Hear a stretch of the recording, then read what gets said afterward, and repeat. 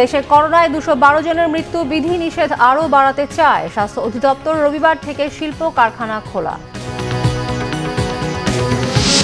ডেঙ্গুর ভয়াবহতা বাড়ছেই, আরও 170 জন আক্রান্ত। করোনার বিপদে ডেঙ্গুর আপদ রোধা কঠিন হবে, মন্তব্য বিশেষজ্ঞদের। লকডাউনের পর চালের বাজারে আরও অস্থিরতা, যৌক্তিক কারণ দেখছেন না আড়তদাররা। মিলারদের কারসাজিকে দুষছেন ব্যবসায়ীরা। ডিজিটাল আইনের মামলায় 3 দিনের রিমান্ডে হেলেনা জাহাঙ্গীর। জয়যাত্রা ফাউন্ডেশনের নামে চাঁদাবাজির কথা স্বীকার।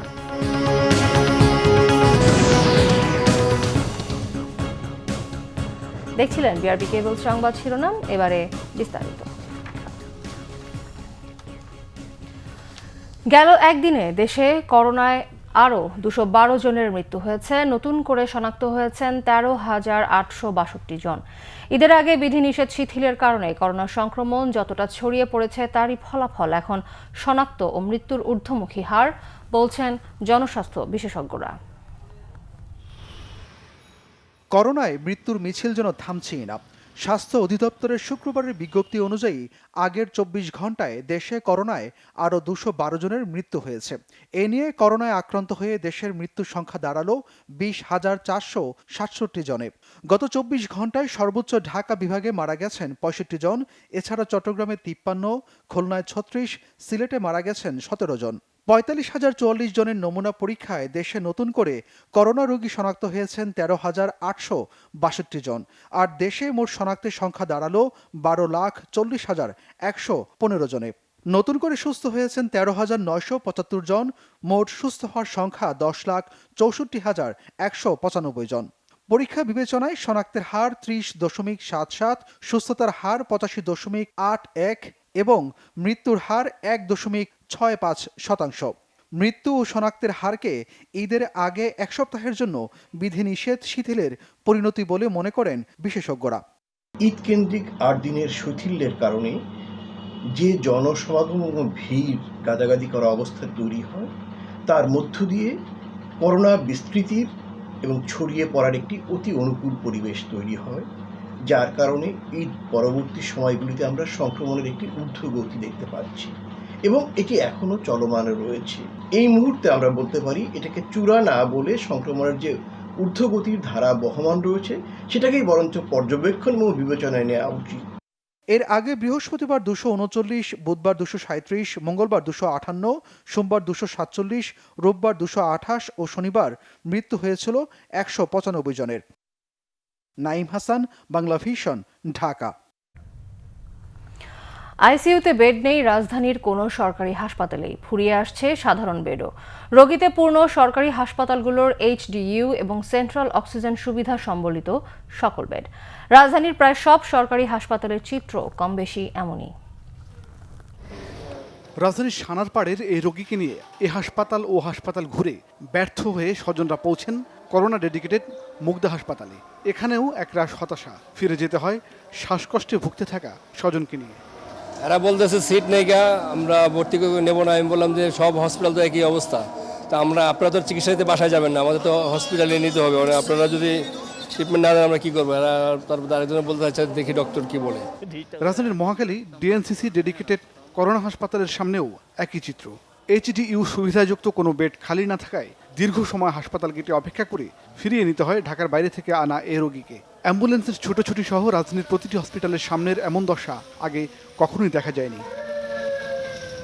রাজধানীর মুগদা হাসপাতালে 24টি আইসিইউ বেডের একটিও খালি নেই। হাসপাতালের পরিচালকের কণ্ঠেও অসহায়ত্ব।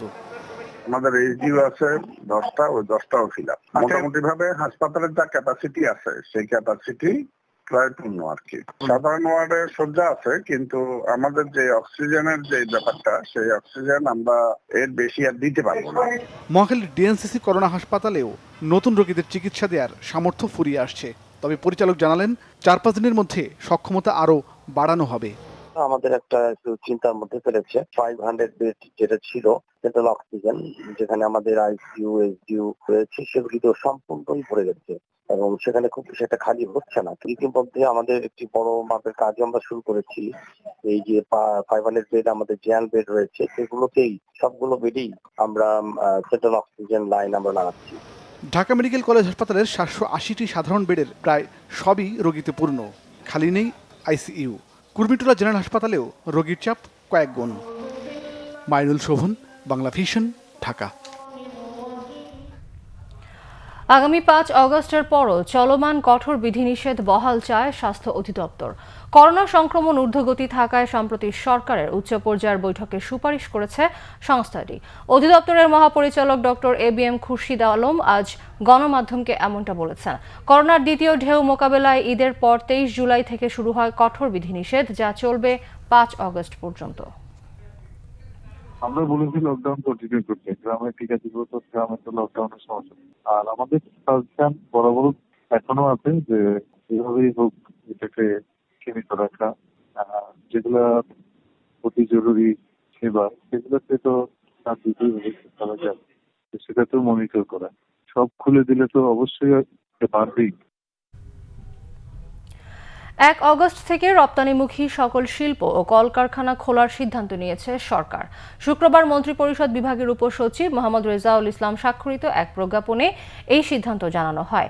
প্রজ্ঞাপনে 1 অগস্ট সকাল 6টা থেকে রপ্তানিমুখী সকল শিল্প ও কলকারখানাকে চলমান বিধিনিষেধের আওতা বহির্ভূত রাখা হয়েছে। ফলে গত 23 জুলাই থেকে চালু হওয়া কঠোর বিধিনিষেধ ফলে বন্ধ থাকা পোশাক কারখানা সহ অন্যান্য রপ্তানিমুখী শিল্প ও কলকারখানা রবিবার থেকে খোলা থাকবে। উল্লেখ্য, বৃহস্পতিবার এফবিসিসিআই, বিজিএমইএ সহ ব্যবসায়ী ও শিল্পপতিদের সব কয়েকটি সংগঠন মন্ত্রিপরিষদ সচিবের সঙ্গে সাক্ষাৎ করে কঠোর বিধিনিষেধ চলাকালে ঢাকায় থাকা শ্রমিকদের দিয়ে কলকারখানা খোলার জন্য সরকারের কাছে দাবি জানিয়েছিল। কঠোর বিধিনিষেধের কারণে যানবাহন বন্ধ থাকলেও নানান উপায়ে ঢাকায় আসছেন মানুষ। রাজধানীর প্রবেশ মুখে পুলিশের জেরার মুখে অধিকাংশই জরুরি প্রয়োজনেই বের হওয়ার কথা বলছেন।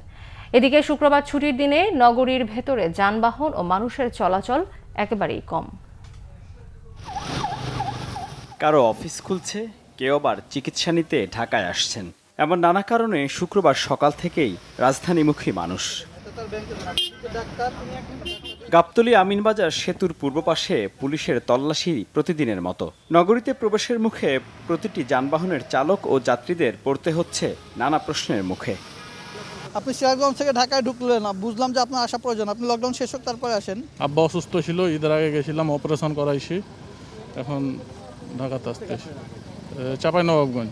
আমার আম্মা অসুখ, আমি বাড়ি গেছিলাম, এখন আমি আবার চাকরি করি, এখন যদি আমি এখানে না আসি তাহলে তো আমার চাকরি চলে যাবো, তাহলে আমি বাল বাচ্চা নিয়ে কী করে খাবো। দেশের বিভিন্ন জেলা থেকে অনেকেই যানবাহন পরিবর্তন করে আসছেন আমিনবাজারে। সেখান থেকে হেঁটে সেতু পার হয়ে প্রবেশ করছেন রাজধানীতে। সরকারি অ্যাসাইনমেন্ট দিছে, আমি এসএসসি শিক্ষার্থী, যার জন্য এখন আসতেই হবে, অ্যাসাইনমেন্ট তো জমা দিতে হবে। বিদেশে যেহেতু যাওয়া লাগবে, ওদিকে তো আমার তো করোনা টেস্ট করা লাগবেই। চাকরিতে সবাই ঢুকে গেছে, মানে আমি সর্বশেষ যে জয়েন করতে যাচ্ছি। শুক্রবার থাকাতে এমনিতেই গাড়ির চাপ কম, কিন্তু যে লোকগুলো বেশিরভাগ ক্ষেত্রেই আমরা চিকিৎসা সংক্রান্ত কাজে যাচ্ছে বা বিদেশে যাবে সেই সংক্রান্ত করোনার পরীক্ষা, এরকম লোকজনই আমরা বেশি পাইছি। এদিকে শুক্রবার কঠোর বিধিনিষেধের 8ম দিন। ছুটির দিন হওয়ায় নগরীর ভেতরে যানবাহন চলাচল একেবারেই কম। তবুও বিভিন্ন গুরুত্বপূর্ণ সড়কে বিধিনিষেধের কঠোরতা কার্যকর করতে চেকপোস্ট বসিয়েছে পুলিশ। হ্যাঁ, কাগজপত্রটা এই মুহূর্তে আমার কাছে নাই, আমার কাছে ছিল, আপনি চাইলে আমি আবার পাশে মোবাইল ঠিক করতে যাচ্ছি। লকডাউনে বের হওয়া নিষেধ, জানেন না? মানুষের ভিতরে আগে থেকে একটু সচেতনতা বাড়ছে, ম্যাক্সিমাম মানুষ মাস্ক পরা আর গাড়ি টাড়ি তো কমে গেছে অনেক। তারপর আজকে শুক্রবার, গাড়ি টাড়ি কম, আর যেগুলোতে মানে তারপরে যারা বিনা কারণে বেরোচ্ছে তাদের মানে পানিশমেন্টের আওতায় আসতেছে। কোনো কোনো সড়কে দেখা গেছে সেনাবাহিনী সদস্যদের। করোনা সংক্রমণ প্রতিরোধে জনগণকে সচেতন করতে দায়িত্ব পালন করছেন তারাও। মিরাজ হোসেন গাজী, বাংলা ভিশন, ঢাকা। ডেঙ্গুর ভয়াবহতা বাড়ছেই। গত 24 ঘন্টায় আরও 170 জন আক্রান্ত হয়েছেন। আক্রান্তের চলমান হার অব্যাহত থাকলে কিছুদিনের মধ্যেই অবস্থা চরম রূপ নিতে পারে বলে শঙ্কা বিশেষজ্ঞদের। ডেঙ্গুর বাহক এডিস মশা নিধনে এখনই কার্যকর ব্যবস্থা চান বিশেষজ্ঞরা, নইলে করোনার বিপদের মধ্যে ডেঙ্গুর আপদ রক্ষা কঠিন।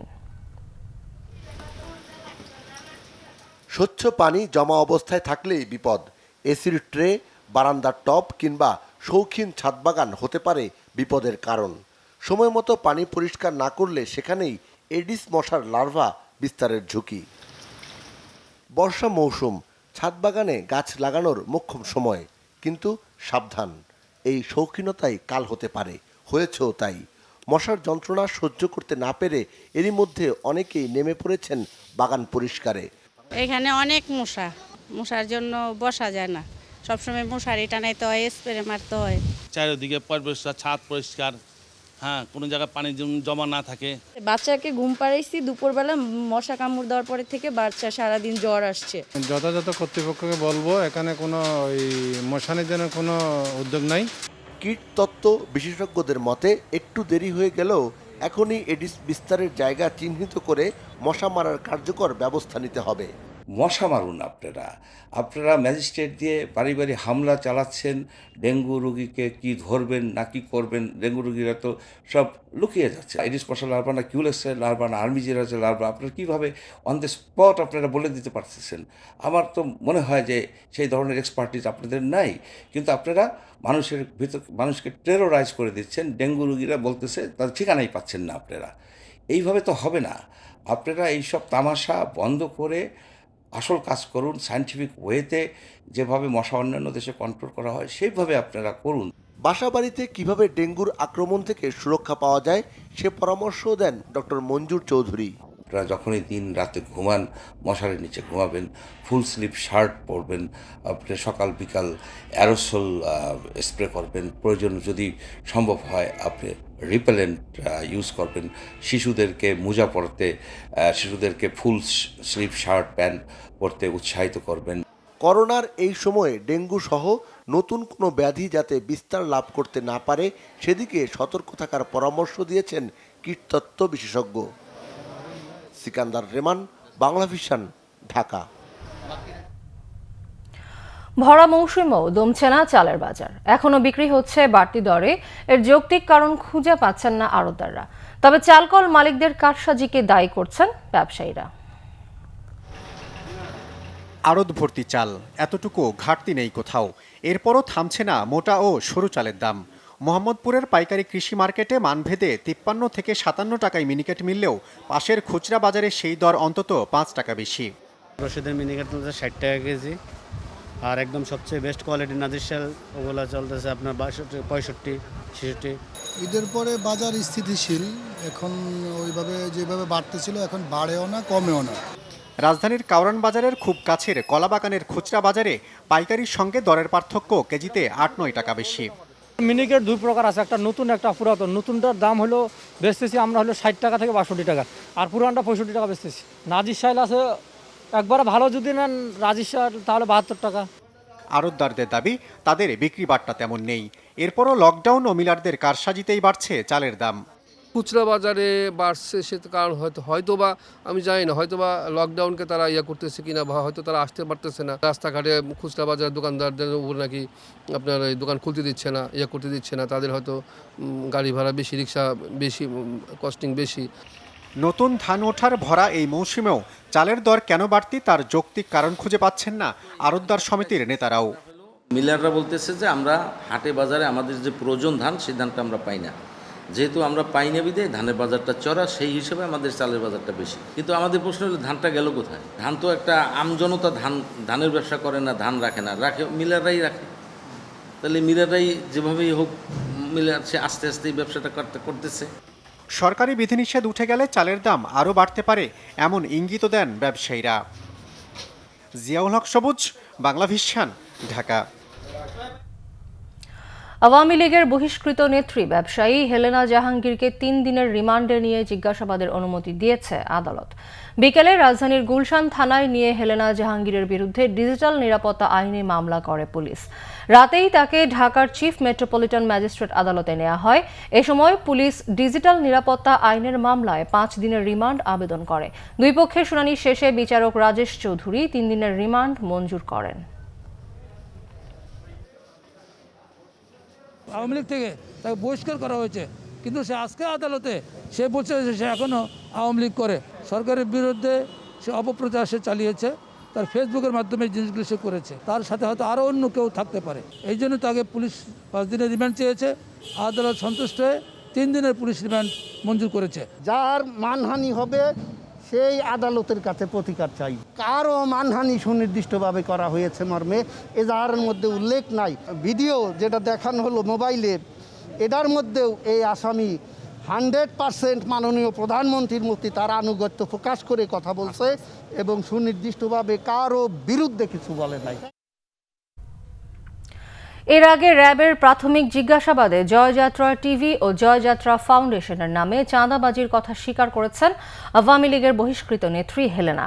অস্ট্রিয়া প্রবাসী আলোচিত সেফুদার সাথে তার নিয়মিত যোগাযোগ ছিল বলেও জানায় র্যাব। আওয়ামী লীগ থেকে বহিষ্কৃত হেলেনা জাহাঙ্গীরকে জিজ্ঞাসাবাদ শেষে গুলশান থানায় সোপর্দ করেছে র্যাব। এর আগে হেলেনার বিষয়ে সংবাদ সম্মেলন করে সংস্থাটি।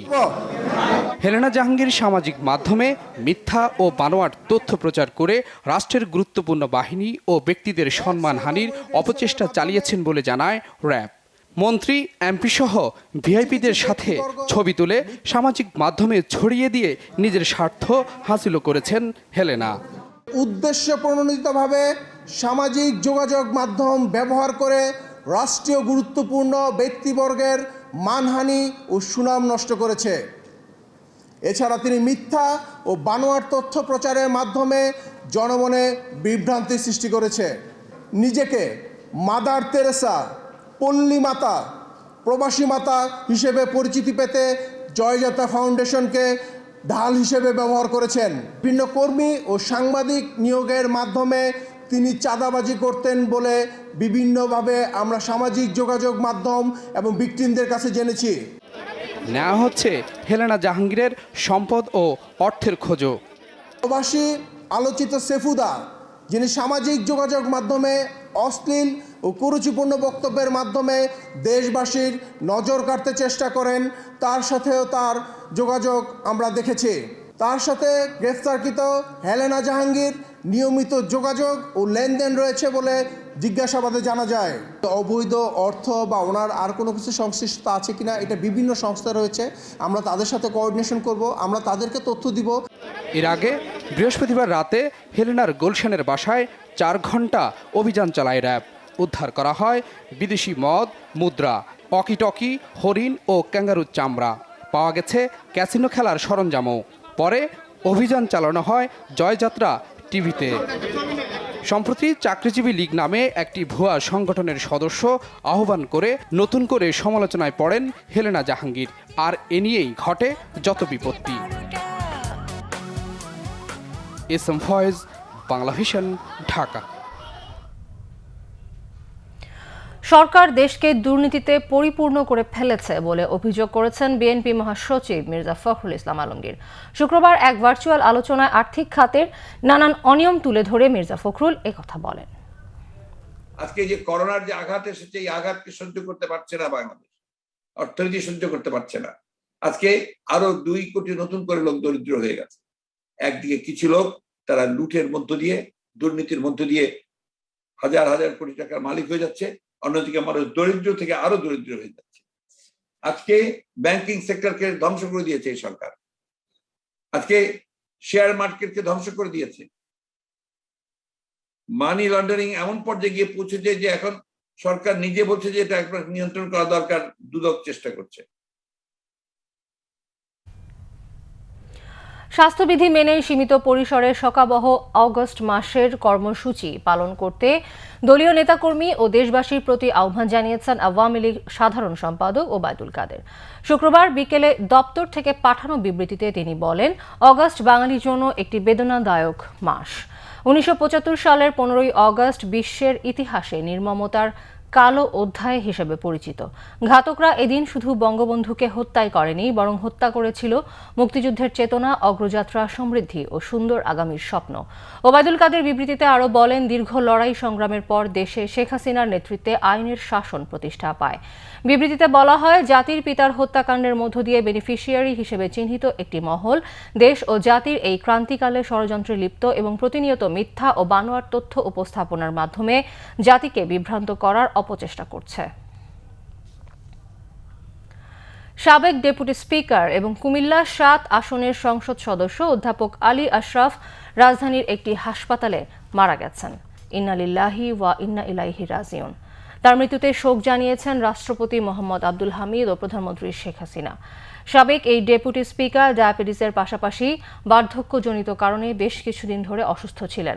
10 জুলাই রাজধানীর একটি হাসপাতালে তাকে ভর্তি করা হয়। অবস্থার অবনতি হলে 13 জুলাই আইসিইউতে ও লাইফ সাপোর্টেও রাখা হয় তাকে। 73 বছর বয়সী আলী আশরাফ পঞ্চমবারের মতো জাতীয় সংসদে কুমিল্লা 7 আসনের প্রতিনিধিত্ব করছিলেন। একই সাথে সরকারি প্রতিশ্রুতি বাস্তবায়ন সম্পর্কিত স্থায়ী কমিটির সভাপতি এবং কুমিল্লা জেলা আওয়ামী লীগের সদস্যও ছিলেন।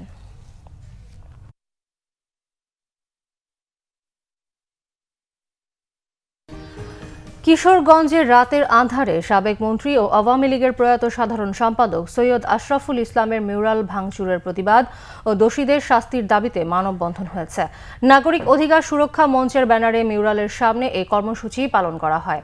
এতে আগামী 24 ঘণ্টার মধ্যে দোষীদের আইনের আওতায় আনার দাবি জানান বক্তারা। ঘণ্টাব্যাপী মানববন্ধনে বক্তব্য রাখেন জেলা আওয়ামী লীগের যুগ্ম সাধারণ সম্পাদক সৈয়দ আশফাকুল ইসলাম টিটু, ছাত্রলীগের সাবেক সাধারণ সম্পাদক অজয় কর খোকন, নাগরিক অধিকার সুরক্ষা মঞ্চের আহ্বায়ক শেখ সেলিম কবির সহ আওয়ামী লীগ ও অঙ্গ সংগঠনের নেতাকর্মীরা। গাইবান্ধার পলাশ বাড়িতে কাভার্ড ভ্যান চাপায় সিএনজি অটোরিকশার চালক সহ 4 জন নিহত হয়েছেন। শুক্রবার সন্ধ্যা 6টার দিকে ঢাকা রংপুর মহাসড়কে পলাশবাড়ি উপজেলা শহরের উত্তর বাসস্ট্যান্ড এলাকায় এই দুর্ঘটনা হয়। পুলিশ জানায়, বগুড়াগামী কাভার্ড ভ্যান পেরহাটগামী একটি সিএনজি অটোরিকশাকে চাপা দেয়। এতে দুমড়ে মুচড়ে যায় অটোরিকশাটি। এতে 7 জন যাত্রী ছিলেন। ঘটনাস্থলেই মারা যান 3 জন। আহতদের উপজেলা স্বাস্থ্য কমপ্লেক্সে নেয়ার পর সেখানে মারা যান এক নারী। এবারে ঈদ যাত্রায় 240টি সড়ক দুর্ঘটনায় 273 জনের প্রাণ গেছে। রেল ও নৌপথ যোগ করলে এই সংখ্যা 295। যাত্রী কল্যাণ সমিতি এই হিসাব দিয়েছে। গাড়ির বেপরোয়া গতি, সড়কে ও যানবাহনে ত্রুটি, কম নজরদারি এবং অব্যবস্থাপনার ফলেই এসব দুর্ঘটনা হয়েছে বলে মনে করে সংস্থাটি। জুলাই মাসের প্রায় পুরোটাই ছিল লকডাউনের আওতায়। শুধু ঈদের সময় কিছুটা শিথিল হয় এই লকডাউন। আর এই সময়ে দেশব্যাপী মহামারীর মতো দুর্ঘটনায় মানুষের মৃত্যু হয়েছে। যাত্রী কল্যাণ সমিতির হিসাব বলছে, এবারের ঈদযাত্রায় সবচেয়ে বেশি 93 জন মানুষ মারা গেছে মোটর সাইকেল দুর্ঘটনায়, যা মোট দুর্ঘটনার 36%। শুক্রবার রাজধানীতে সংবাদ সম্মেলনে যাত্রী কল্যাণ সমিতি জানায়, করোনা মোকাবেলার দিকে বেশি মনোযোগ দিতে গিয়ে সড়কের বিষয়টিকে কিছুটা অবহেলা করা হয়েছে। বিগত 6 বছরের তুলনায় এবারের ঈদে সড়কের দুর্ঘটনা ও প্রাণহানি দুটোই বেড়েছে। ঈদযাত্রা শুরুর দিন 14 জুলাই থেকে ঈদ শেষে কর্মস্থলে ফেরা 28 জুলাই পর্যন্ত বিগত 15 দিনে 240টি সড়ক দুর্ঘটনায় 273 জন নিহত হয়েছে, 447 জন আহত হয়েছে। মোজাম্মেল হক বলেন, সড়কে অবকাঠামো নির্মাণে যতটা মনোযোগ, সড়ককে নিরাপদ করতে ততটা মনোযোগ নেই সরকারের। সরকার সড়কের অবকাঠামো উন্নয়নে যতটা মনোযোগী, সড়ক নিরাপত্তায় ততটা উদাসীন। নানান চমকপ্রদ বক্তব্য, নানান আশ্বাস, নানা উদ্যোগ নেওয়া হলেও কোনো কিছুই যেন বাস্তবায়নের আলোর মুখ দেখে না। সড়ক পরিবহন আইনকে আরও দুর্বল করার ষড়যন্ত্র চলছে। ফলে সড়কে মৃত্যুর মিছিল থামানো কঠিন হয়ে পড়েছে বলে আমি মনে করি। সড়ক পরিবহন আইন বাস্তবায়ন করা, গণপরিবহন বিকশিত করা, সড়কে চাঁদাবাজি বন্ধ, বিআরটি এর অনিয়ম দুর্নীতি বন্ধ করা, মানসম্মত সড়ক নির্মাণ ও মেরামত নিশ্চিত করা সহ বেশ কয়েকটি সুপারিশ তুলে ধরে যাত্রী কল্যাণ সমিতি। আরিফুল হক, বাংলা ভিশন, ঢাকা। লকডাউনের কারণে চট্টগ্রাম বন্দর ও আইসিডিতে কন্টেইনার জট তৈরি হয়েছে। তাই বন্দর থেকে বেসরকারি ডিপোতে কন্টেইনার স্থানান্তর করে ডেলিভারির উদ্যোগ নিয়েছে কর্তৃপক্ষ। কিন্তু এতে সমস্যা সমাধানের ঝামেলা আরও বাড়বে বলে মনে করছেন ব্যবসায়ীরা। জট কমাতে কলকারখানা খুলে দেওয়ার সুপারিশ আমদানিকারকদের।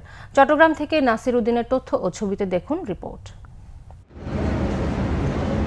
কঠোর লকডাউনে বন্ধ দেশের কলকারখানা, তাই আমদানিকারকরা চট্টগ্রাম বন্দরে আমদানি পণ্যবাহী কন্টেনার ডেলিভারি নিচ্ছেন না। ফলে বন্দরে জমছে আমদানি পণ্যের স্তূপ।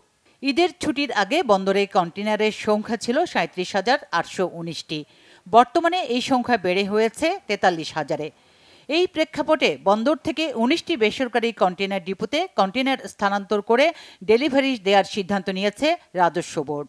আমরা আশা করছি কন্টেইনার রাখা নিয়ে আমাদের আর কোনো জটিলতায় পড়তে হবে না এবং আমরা সুষ্ঠুভাবে বন্দর কার্যক্রম পরিচালনা করতে পারব।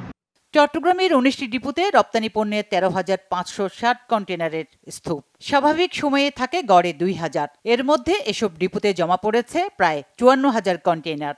আমাদের ওখান থেকে নিয়ে না গেলে ইম্পোর্টাররা এবং বন্দর থেকেও নিয়ে না গেলে তাহলে বন্দরও কনজেস্টেড হয়ে যাবে, আমরাও কনজেস্টেড হয়ে যাব। আমার মনে হয় সবাই যার যার অবস্থানে থেকে এইগুলি অনুধাবন করে কাজ করা উচিত। এদিকে আমদানিকারকরা বলছেন লকডাউনে কারখানা বন্ধ থাকায় বড় লোকসানের মুখে তারা। সরকারকে গ্যারান্টি দিতে চাই, আমরা স্বাস্থ্যবিধি মেনে কারখানা চালু রাখতে চাই। আমাদেরকে কারখানা চালু রেখে অর্থনীতির চাকা সঠিক পথে নিয়ে যাওয়ার জন্য সহযোগিতা করবেন। অন্যদিকে আমদানি পণ্যের কন্টেনারের জট এড়াতে গিয়ে রপ্তানি পণ্য যাতে নতুন কোনো স্তূপে না পড়ে সেদিকে নজর রাখার তাগিদ বন্দর ব্যবহারকারীদের। রপ্তানি বোঝাইকৃত যে কন্টেনারগুলো আছে সেগুলো যেন সহজে জাহাজীকরণ করা যায় সে ব্যাপারে সকলে যেন সহযোগিতা এবং তীক্ষ্ণ দৃষ্টি রাখে এবং আমদানি পণ্য হ্যান্ডেল করতে যেন রপ্তানি পণ্যতে কোনো ব্যাঘাত সৃষ্টি না হয়। কন্টেইনার ডেলিভারির ক্ষেত্রে স্ক্যানিং ও শতভাগ কায়িক পরীক্ষার সিদ্ধান্ত দেওয়ার সময় ও ঝামেলা বাড়বে জানিয়ে সংশ্লিষ্ট কর্তৃপক্ষকে চিঠি দিয়েছে সিএনএফ এজেন্টস অ্যাসোসিয়েশন।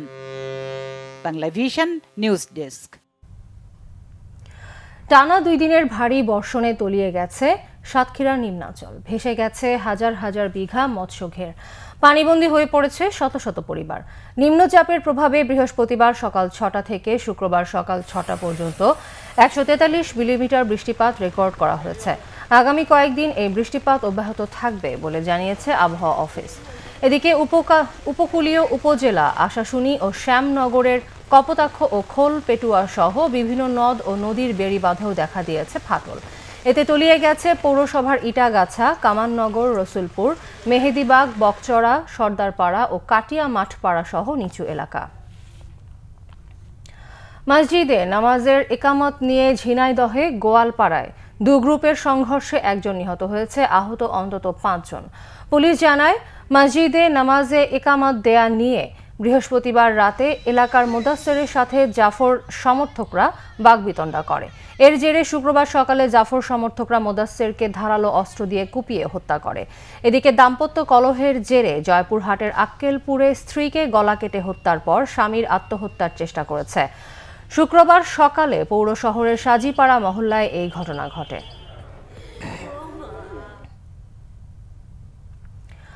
আরব আমিরাত থেকে মোংলা বন্দরে পণ্য খালাস করতে আসা বাণিজ্যিক একটি জাহাজের 8 বিদেশি নাবিকের শরীরে করোনা শনাক্ত হয়েছে। এমভি ফাজা 1 জাহাজটির স্থানীয় শিপিং এজেন্ট সানশাইন বিজনেস লিমিটেডের নির্বাহী কর্মকর্তা মোহাম্মদ সোহাগ হোসেন এই তথ্য নিশ্চিত করেছেন। তিনি জানান, রূপপুর পারমাণবিক বিদ্যুৎ কেন্দ্রের জন্য 3,200 টন মেশিনারি পণ্য নিয়ে 26 জুলাই মোংলা বন্দরে আসে জাহাজটি। এ সময় জাহাজে থাকা 8 নাবিকের শরীরে করোনার উপসর্গ দেখা দিলে তাদের খুলনায় একটি হাসপাতালে পাঠানো হয়। পরে সেখানে তাদের নমুনা পরীক্ষার পর তাদের শরীরে করোনা শনাক্ত হয়। জাহাজটিতে 16 জন নাবিক ছিলেন।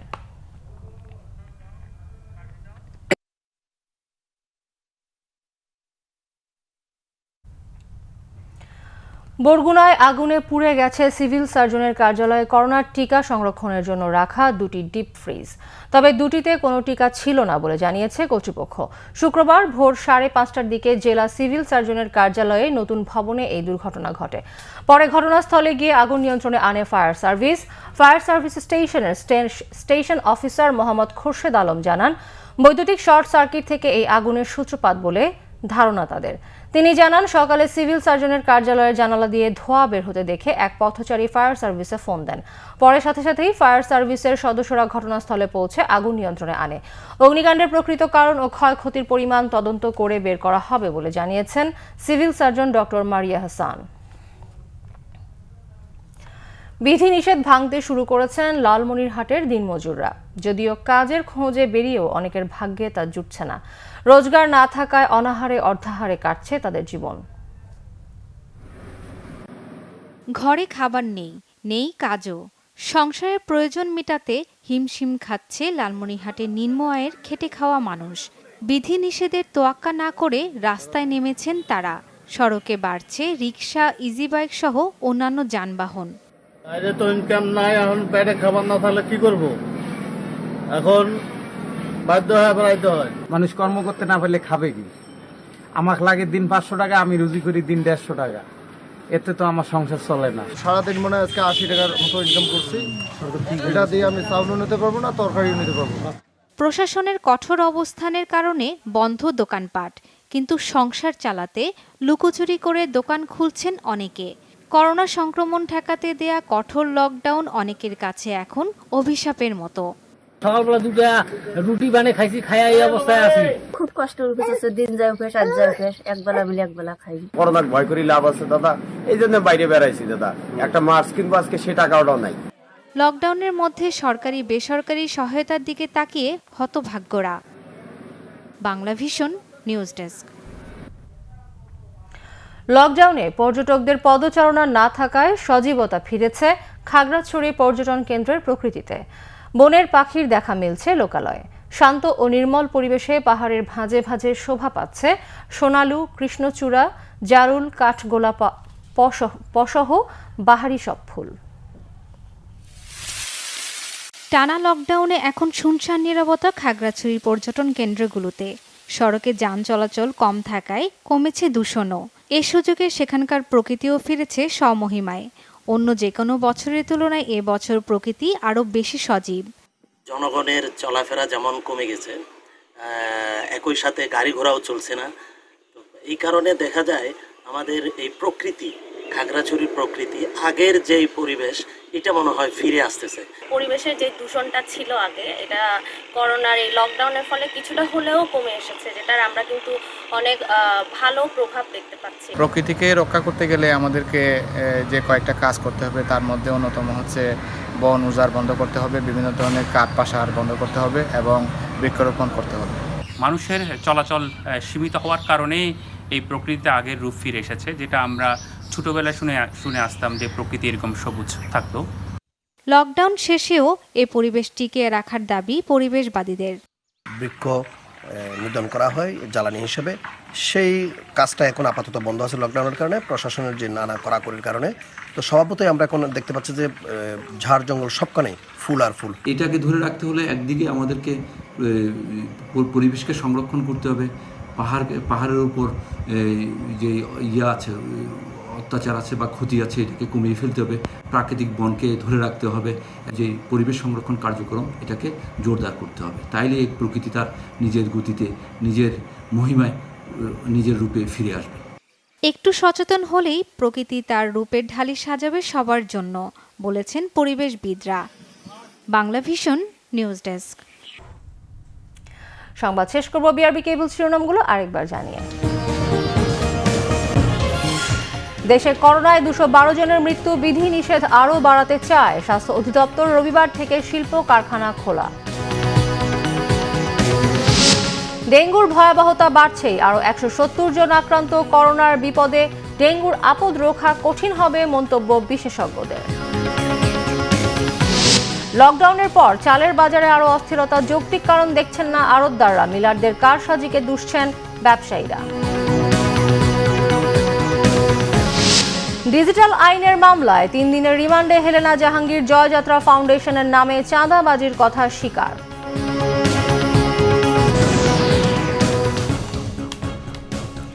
এই ছিল এখনকার মতো। পরবর্তী সংবাদ রাত 1টায় দেখার আমন্ত্রণ রইল। এছাড়া বাংলা ভিশন সংবাদ ও সংবাদ সংশ্লিষ্ট অনুষ্ঠান দেখতে ভিজিট করুন www.bbnews24.com ও facebook.com/banglavisionnews এবং সাবস্ক্রাইব করুন youtube.com/banglavisionnews। এতক্ষণ সঙ্গে থাকায় ধন্যবাদ।